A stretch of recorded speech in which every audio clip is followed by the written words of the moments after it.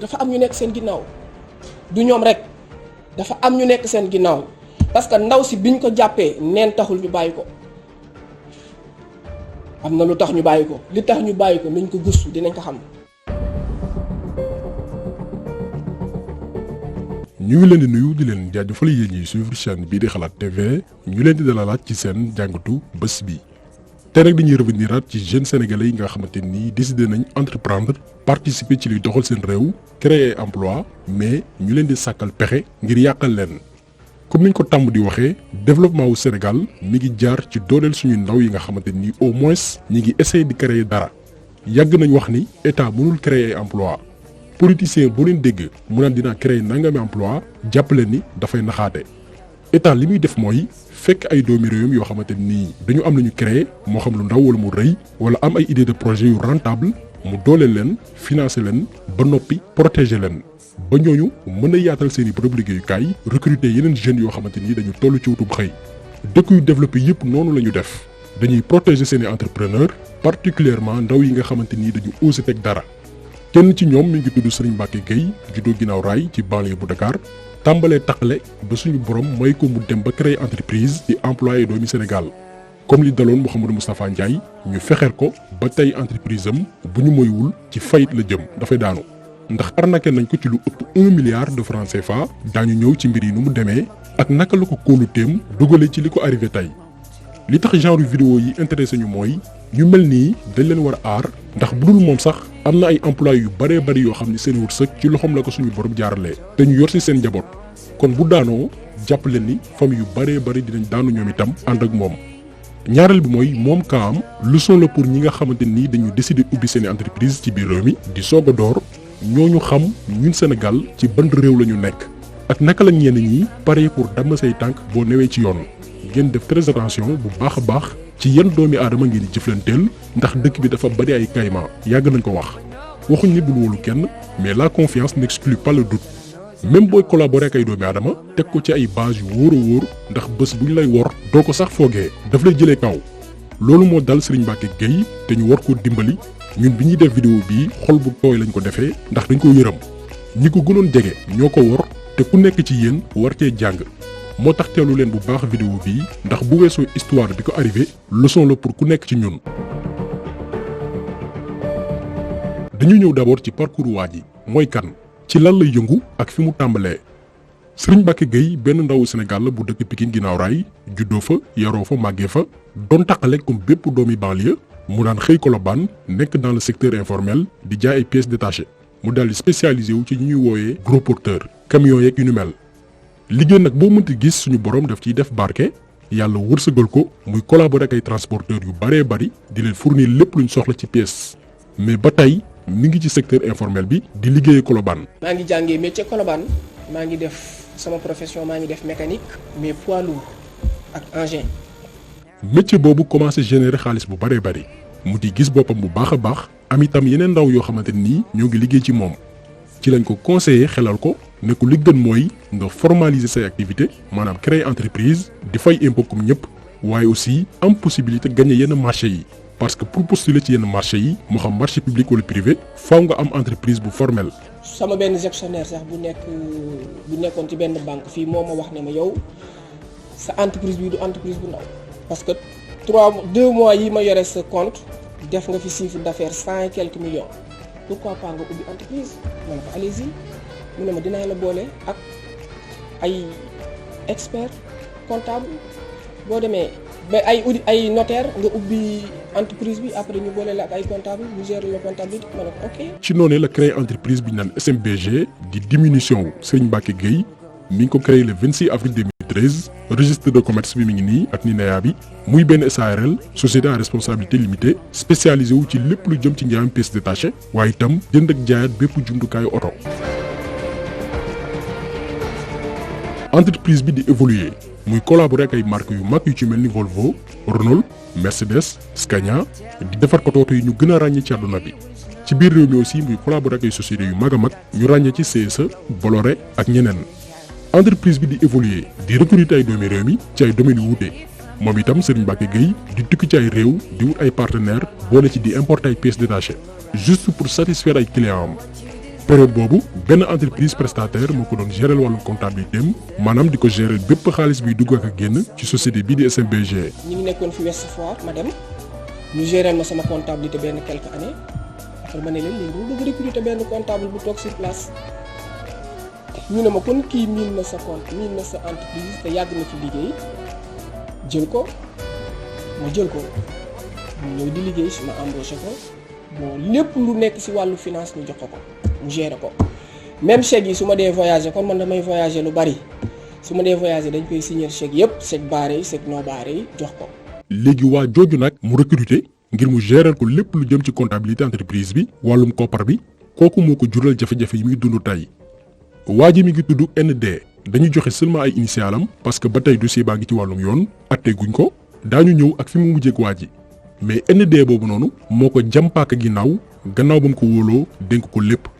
ndax dañoo dem ba benn jamono gis ni SMBG li muy perte ci xaalis dafa bari lool te kenn xamul lu ko waral. ñu gis ne ñun tout le temps dañuy nekk ci station de trésorier duñ am xaalis te loolu daawuñu dal ma dem seeti ay kilifa ne leen dama bëgg a def audit sama entreprise bi ma leen waxee loolu ñu boole ma ak ay experts comptables yu ñu certifié ma jël leen fay leen ñu ñëw ñun ñëpp ñu toog ma ne ko ñii dañ fi ñëw pour certifier compte yi. bi ma ñëwee ñu wax loolu auditeurs yi commencé laaj ko 3 bilans dernières années yi mu jox ko ñu jox leen ko mu liggéey si ba pare laaj ko livre comptable xelam jaxasoo peut-être kon ne dañuy auditer te bu auditer daanu mu bañ ko joxe mais finalement mu dem ba joxe yëpp auditeurs yi pare génne trou 1 milliard 320 et quelques millions yoo xamante ni waa ji mënu ci justifier dara. ñoo ko déggandoo waa ji dépensé na 1 milliard 320 millions yoo xamante ni mënul wax fan la jaar ci la nag Serigne Mbacké Gueye déposé plainte le 6 juillet bi ñu weesu section de recherche bu Colobane ñuy toppee ND détournement faux et usage de faux en écriture de commerce fraude ak li ñuy woowee escroquerie blanchiment de capitaux abus de confiance et complicité lu tax ñu ne complicité daañ ci ñëw parce que ND boobu noonu da doon kompaloo ak jabaru Serigne Mbacké Gueye moo tax moom Serigne Mbacké Gueye mënul woon rëcc parce que ñi ko jege woon trop ñoo ko doon fexeel dañ ci revenir mais li gën a grave ci mbir yi mooy ND boobu noonu dafa dem créer ñetti entreprise yu bokkul moment bi muy liggéey ak Serigne Mbacké Gueye ngir di ko concurrencer ci suuf est-ce que yéen ngi mesurer gravité li waa ji def non seulement dafa sàcc xaalisu SMBG ba noppi créer ci yeneen entreprise ngir daaneel leen te ba léegi moo ngi fay liggéey ñu koy fay. benn entreprise bi dañ koy cité mi ngi tudd Africa Capaza ñaareel bi di SCT Sénégal Trading Company mi ngi ko créé le 27 juillet 2018 ñetteel bi di BND Consulting avant ñu def vidéo bi dañoo dem def suñuy gëstu ba am ci lu ñu wóor te effectivement 3 entreprises yi yëpp ci turu ND la nekk mais li gën a yéeme ci mbir yi mooy ND ci boppam dafa def leneen li gën a garaaw xam nga bi muy créé ñetti entreprises yi mi ngi liggéey ba tey biir SMBG. mais ndekete dafay bàyyi ba waa SMBG di postuler ci benn marché par exemple benn entreprise soxla ay pièces détachées pour ay otom di wër ay fournisseurs yu ko jaay ay pièces léegi bu SMBG postuler pour gagner marché boobu noonu proposer ay prix par exemple les pièces détachées bii 100 francs laa koy jaayee ND moom dafay postuler ak entreprise bi mu créé fële tuddee ko Africa Capaza ne leen man pièces détachées bi ngeen soxla fukki dërëm laa leen koy jaayee wala fukk ak juróom. ci laa xam ne waa ji créé na entreprise boo xam ne. même ñun li ñuy def teg lay def te moom mi ngi nekk ci ñun di fayeeku salaire ba pare bokk ci responsable yi mun naa ne sax à part man moom mooy responsable bi gën a mag ci entreprise bi parce que moom moo yore xaalis bi su ma fi nekkoon benn bu ñuy envoyé ay demande de fourniture pour ay marché moom day am copie ñun bu ñu defaree offre yi ba pare pour envoyer ko moom day am copie léegi lépp lu ñuy jaayee 100000 moom daf koy jaay 90000 wala 80000 lépp lu ñuy jaayee 50000 mu jaayee ko 40000 wala 38000. lii la ND def mais lan moo tax ñu gën a jekku Serigne Mbacké Gueye ndekete ND ci boppam da doon déggoo ak soxnaam xamuñ nag fan lañ xamante duñ ci sori mais jàpp leen ni bi ND di def ay njuuj njaaj ci biir entreprise bi mi ngi déggoo ak jabaru Serigne Mbacké Gueye ba moment bi ñuy auditer entreprise bi di xool koom bi fu mu toll ak fan la xaalis bi ñuy perte jógee ND mi ngi déggoo ak jabaram moom Serigne Mbacké Gueye ngir tëgg seeni pexe. avant ñuy porter plainte tamit ñu xam ne moom ak sunu soxna bu mag ñu xam ne moom ak suñu soxna bu mag dañuy déggoo dañuy waxtaan dem ba xam ne moom jëndal na soxna si téléphone portable boo xam ne man xaw ma ko jëndal na ko puce expresso boo xam ne man xaw ma ko ñoom ñaar ñu siy déggante ba pare tout le temps ndaw si di ko laaj ndax waa ji amul benn changement ci yow ba pare ci biir audit bi ñoom tout le temps dañ doon waxtaan tout le temps dañ doon waxtaan ndaw si di ko laaj ndax yaa ngi enregistré yaa ngi lii yaa ngi lii. mais Serigne Mbacké Gueye li ko sauvé mooy yàkkamtiwul woon mbir yi ba mu amee ay soupçons dafa dajale preuve yi mu yoroon yëpp moo xam audit bi ñu def ci biir entreprise bi muy 1 milliard ak lu teg ak conversation yi nga xamante ni ND mi ko doon amal ak jabaram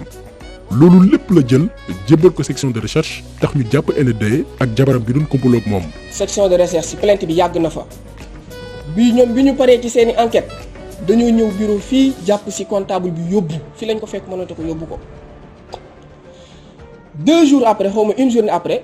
ñu ñëw jàpp ci madame kër ga lañ ko fekk jàpp ci ko yóbbu ko. mais lu doy waar ci dossier bi mooy waa ji ñu jàpp muy ND ci chef d'inculpation yi maanaam tuuma yi ñu teg ci ndoddam dañ ci boole liñ naan complicité maanaam luubulu xaalis bi dafa ko moom kese dafa am ku ci àndal te loolu ñëpp xam nañ ko mooy jabaru Serigne Mbacké Gueye mais ndaw si finalement dañ koo bàyyi te takk der yi xam nañ ni moom moo complot ak ND conversation yi yëpp yor nañ ko. ah bi ñu defee quelques jours commandant bi woo ma toog ndaw si toog mu woo capitaine Touré toog mu ne ma sa jabar sa alal takkewu ci laalewu ci te boo amee règlement de compte booy régler ak moom ngeen defee ko kër ga. par exemple mel ni kon moom commandant bi moom dafa am règlement de compte ak man te man bi may ñëw foofu di porter plainte ay preuve yu leer laa indi man bi ma ñëwee ñoom dañ ne ma yow dangaa togg ba pare yow da ñoo jox rek ne ñu lekk leen parce que lépp andil nga ñu ko loolu lañ ma wax def enquête bi ba indi ko kon xaw ma nag li xew laa bëgg a xam lan la. donc ku dégg ni muy waxee nga xam ni dafa jaaxle gis na ni dossier bi buñ ko siiwalul ni ñu libéré jabaram bi nga xamante ni complice la ci mbir mi noonu la ñu nar a libéré ND bi nga xamante ni donte mi ngi ba tey kaso mais yoon àttegu ko ba tey kon bu ñu sàgganee dinañ ko bàyyi ndax ku ne xam na Sénégal suñu yoon ni muy doxee boo amee bralon am ñu bootu sa ginnaaw am ay ponkal yu la wër doo yàgg kaso gis nañ fi kaawu ñoom Dame Amar 6 mois la leen tëj alors que lu bari lañ tegoon seen ndodd benn jëfandikoo si neebar ñaar violer loi couvre-feu ñetteel bi di ñàkk a taxaw ku nekk ci diggante dund ak dee mais gis ngeen juróom benn weer la leen tëj bàyyi lañ ñu dem ndax lan fa ñu bokk dañoo am doole. kon ni ñu defee seen i pexe ba ñu libéré leen bu ñu moywul kaw Serigne Mbacké Gueye bii nii la nar a mujjee ndax amul ponkal yu nekk ci ginnaawam jabaram ak ku naan ND lañ jàppandoo bàyyi na jabaram waa ji moo ci topp bu ñu moywul moo tax dossier bii ñu def ko suñu yëfi bopp. ndax bu fekkee ni Sénégal ndaw bu nekk ci yoon ñu sàkkal la pexe kañ la suñu réew di développé wu bu ngeen suivre parcours waa ji yëpp état mosu koo dimbali dafa taaba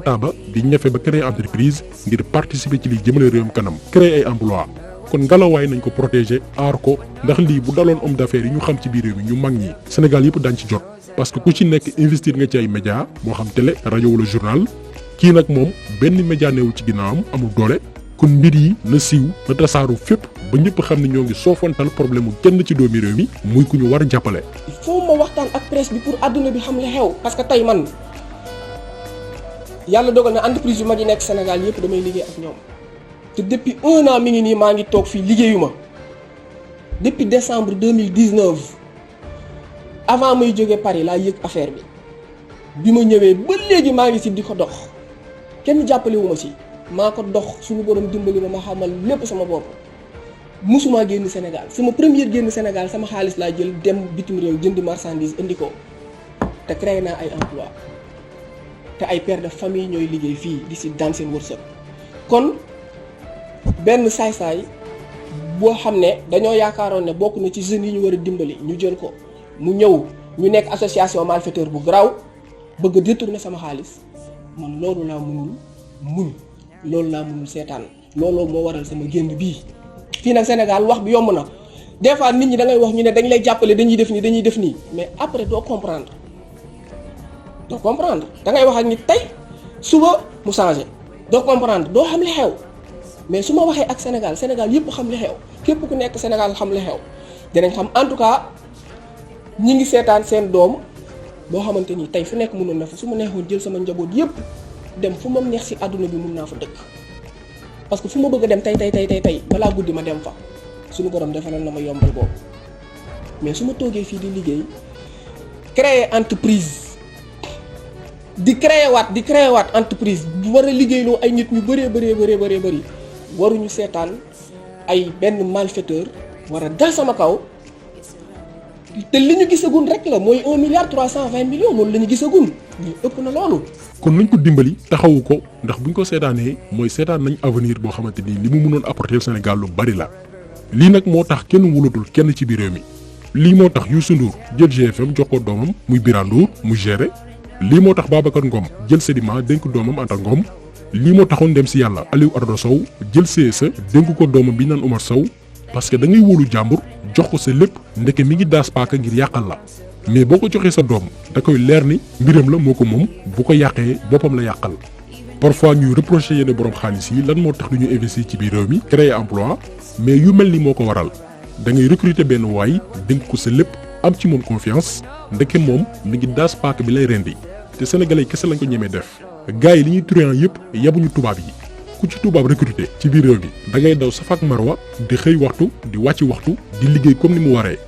mais bu fekkee ni seen mbokk sénégalais la uli ko ñu dooleel ko xam ne kii doomi réew mi la mais dañ lay teg bët di fawee sa liggéey di la yàqal ba entreprise bi dem fayit lii mooy problème mu Sénégal daf ci am ñoo xamante ni sérieux wuñu mais dossier bi ñi ngi koy topp amaana dañ si dellu si waat ñi ngi leen di gërëm di leen jaajëfal di leen di daje incha allah beneen yoon ci beneen jàngat jaa ngeen jëf. dafa am ñu nekk seen ginnaaw du ñoom rek dafa am ñu nekk seen ginnaaw parce que ndaw si biñ ko jàppee neen taxul ñu bàyyi ko am na lu tax ñu bàyyi ko li tax ñu bàyyi ko nañ ko gëstu dinañ ko xam. man baaluma kenn sama alal dama ko ñàkk dama am damay xeex te lii maa ngi siy woo président de la république Macky Sall maa ngi koy wax moom mooy président ñëpp ñun ci moom la ñuy xool parce que moom dafa jóge ci famille bu pauvre ba àgg fi mu àgg man damay roy si moom ci famille bu pauvre laa jóge kon moom ginnaaw raay laa juddoo ginnaaw raay laa yoroo ginnaaw raay laa màgg kon te bokk naa si tey bu ñuy wax chef d'entreprise yi gën a mag fii Sénégal dañ ma ciy boole. kon maa ngi koy wax ne ko président de la république am na ñuy néewal sa benn doom doole boo xamante ni liggéey na ba àgg au sommet bu fi nit ku baax di àgg mu àgg fa te ñu ngi koy néewal doole loolu maa ngi koy lancé président de la république mu dégg ko